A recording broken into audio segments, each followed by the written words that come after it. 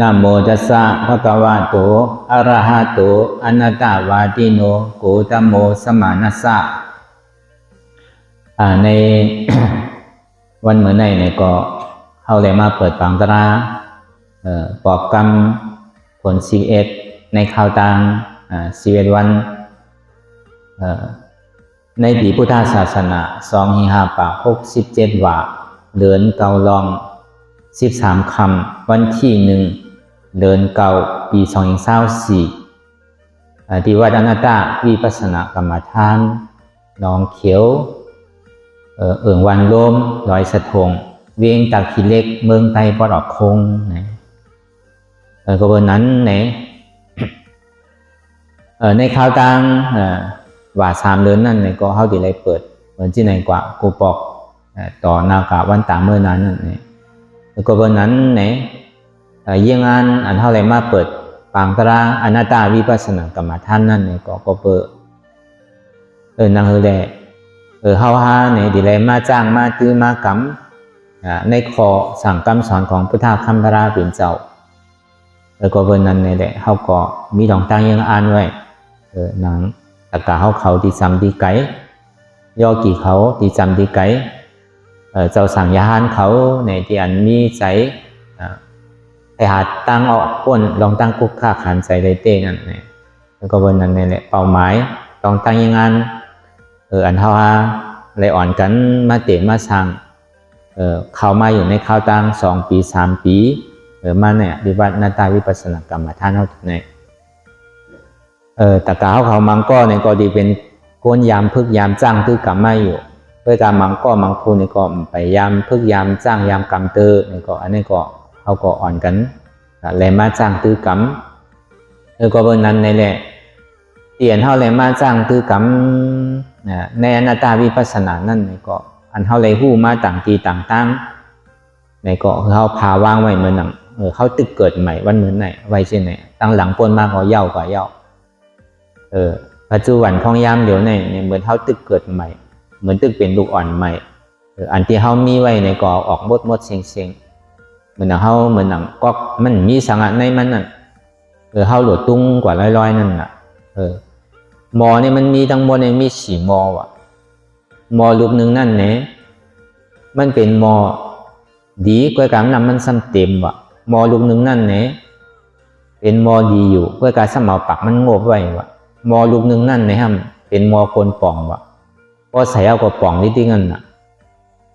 ก็ในมอลูกหนึ่งนั่นเนี่ยเป็นมอดีอยู่กว่าการหึงเนี่ยมันหยอดปันหนึ่งบิกเหมือนหนังพลโฮนั่นน่ะอันนี้ก็มอ4 ลูกนั่นเนี่ยก็มอลูกเตียนมันเตรียมไว้มันดีอยู่ก็การมันเตรียมไว้อันนั้นปองว่าหือละเนี่ยอันเท่าไรหู้ไรจ้างไรตื้อกรรมมาหลายตีหลายตั้งนั่นเนี่ยก็คือเขาถอกแบบมั่วๆว่ะป้อมเป็นนั้นเนี่ยเขาที่เอาไล่เก่าเขามาใจจริงๆนั่นน่ะเขาตีมผู้ปองนั่นน่ะต่อมาคือเขาพอถ่อมเข้าใจดีหรือการเขาที่สอนตลาดกว่าตั้งนานนั่นเขาหู้สังไว้เขามีสังไว้ก็เอาพาว่าง8 กำหนึ่งก่อนพอเป็นนั้นเนี่ยมันจะดีเป็นมอหลีป้อมเป็นนั้นเนี่ยก็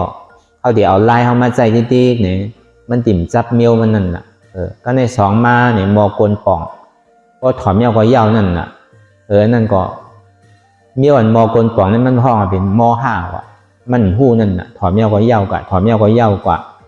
อันใดดีเอาอันใดไม่ดีเอาหู้ถอมเมื่อไรก็เย่ามันนั่นกว่าอันนี้เป็นมอกลป่องว่ะก็มอกลป่องในห้องว่าม5น้ำเพราะมอนำที่มันเตรียมในห้องว่าหมาหน้ามันใหญ่ว่ะก็บนนั้นน่ะนั่นคือเลยเขาติ่มมีหมาหน้าใหญ่นั่นเนี่ยก็เขาก็ยอดหย่อนหมาหน้าของเขาซ้ำขึ้นเหมือนเขาเกิดใหม่ขึ้นอ่ะมันเหมือนไหนเขามาให้การตลาอันเขายามพึกมาก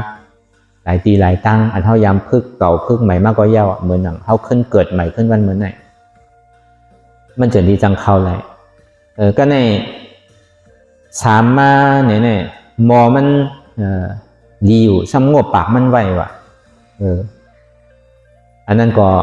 ใครถอมซื้อก็ถอมมันรีอยู่เซต้าเนี่ยก็มันก็รีห้างมันอยู่ที่นั้นน่ะ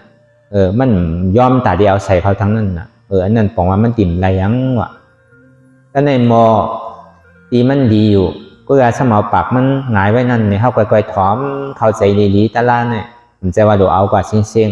อันไรที่มันป่องใจง่ายอันไรที่มันเข้าใจง่ายนี่ก็ตาลาเนี่ยเขาก็เอาอีดก็ไรอ่ะเอามือเข้าใจนี้หรือเอาอีดอันเทศได้มันหนูเฮ็ดเต้เฮ็ดน้ำก็เพื่อเขายามย้อนน้ำเขายามขอน้ำเขายามซื้อน้